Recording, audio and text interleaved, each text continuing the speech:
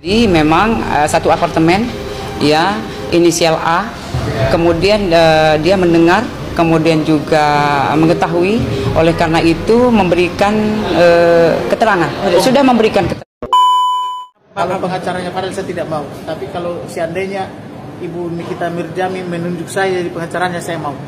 Alasannya apa bang? Kenapa nggak mau Fadel? Membunuh anak lo udah terang-terangan lo, membunuh anak di bawah umur, itu kan kekejaman itu.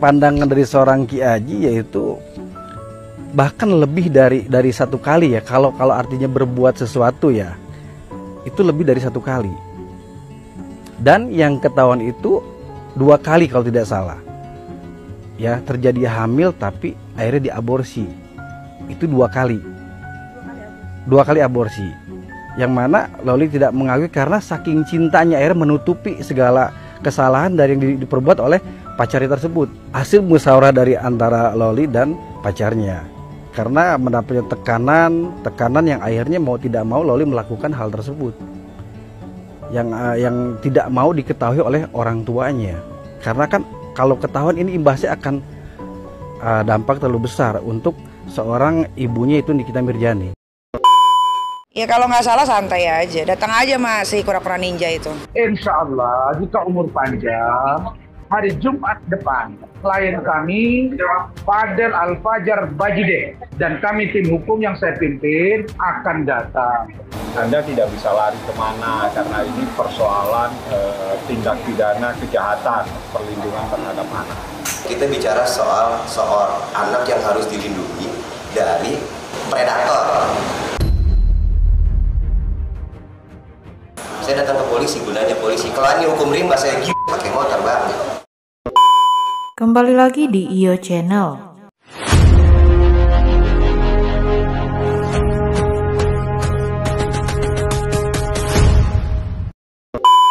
Baiklah, kali ini saya masih akan membahas tentang kasus Nikita Mirzani dengan Fadel Badije.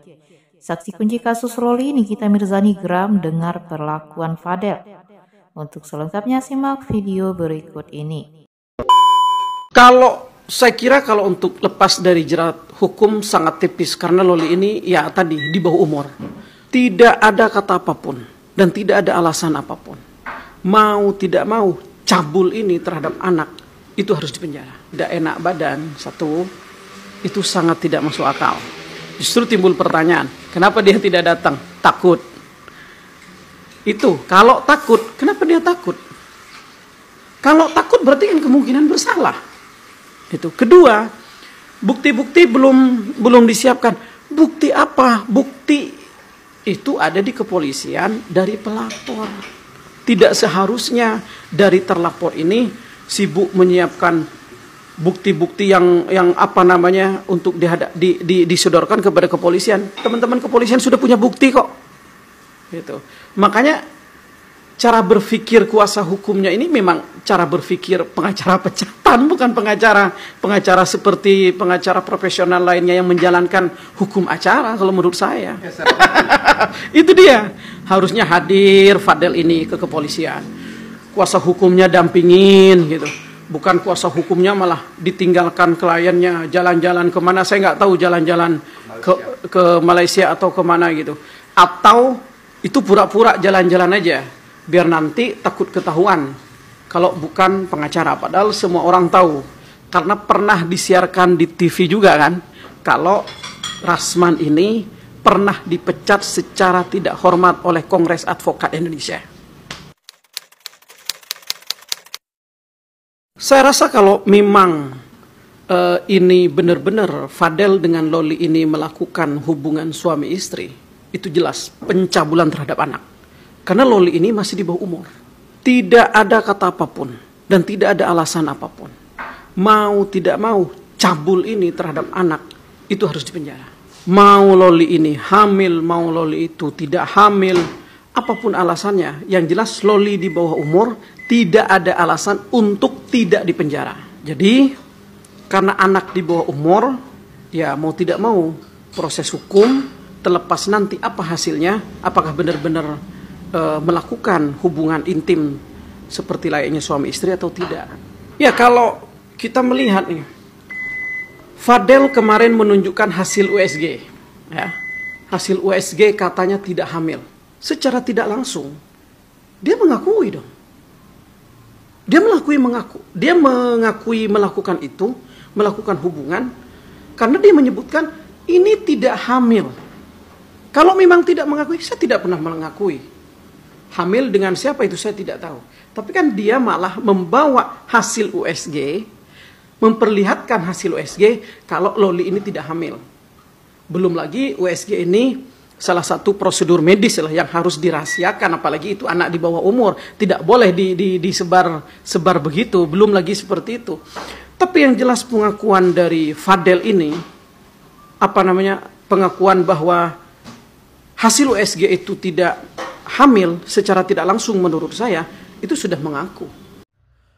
Baru kali ini aku mau bahas Nikita tuh secara mendalam ya. Kalau kemarin-kemarin itu aku bukan nggak tertarik bahas Nikita ini. Nikita ini kan orang nggak munafik ya. Jadi dia udah membongkar semua aib-aib dia, itu pertama. Kedua, banyak banget Kak bahas Loli sama Nikita. Yang kemarin-kemarin itu aku mending bongkar aib yang pada munafik daripada yang ini. Karena yang ini kan udah banyak yang bahas. Masa aku bahas lagi? Jadinya basi kalau aku bahas. Tapi kali ini karena ini udah masalahnya ada lebam-lebam, ada eksploitasi, ada kayak emansipasi wanita yang hatinya itu seperti ditindas banget itu ya. Ini kayaknya aku, ya Allah, itu kalau adik gue dikata-katain dikit aja, gue langsung turun tangan. Tuh, ya. Apalagi ini anak kandung, ya. Seorang ibu, jangankan seorang ibu deh yang mengandung 9 bulan merasakan sakit, napas, detak jantung seorang anak. Seorang bapak, anaknya dicaci aja, dia tersinggung loh, dia tersakiti, bahkan lebih sakit hati daripada si anak yang dicaci itu. Nah, ini si Nikita, ini aku tahu dari media ya. Ini kalau yang ini, kalau aku tahu dari balik layar, aku jujur, aku bilang balik layar, aku tahu. Kalau ini memang dari media, dan ini udah viral, dan ini ada fakta-faktanya. Ini sampai si Loli lebam-lebam. Masa iya si Loli antuk-antukan badannya ke dinding? Tuh. Loli itu bahasa Inggris pinter, pesantren, sekolah pun hampir. Sayang lo Loli. Sayang banget kamu itu Loli.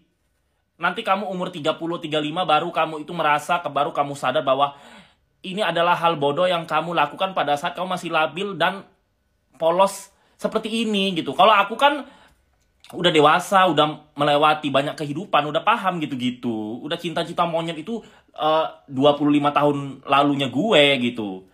Jadi maksud gue, Nikita itu stres loh guys. Raya jelita ini makanya kalau nggak tahu nggak usah jadi kompor, nggak usah sok tahu. Kayak kemarin tuh ada itu, siapa itu nyala-nyalain Nikita, bela-bela si Loli. Ternyata si Loli yang bohongin dia kan.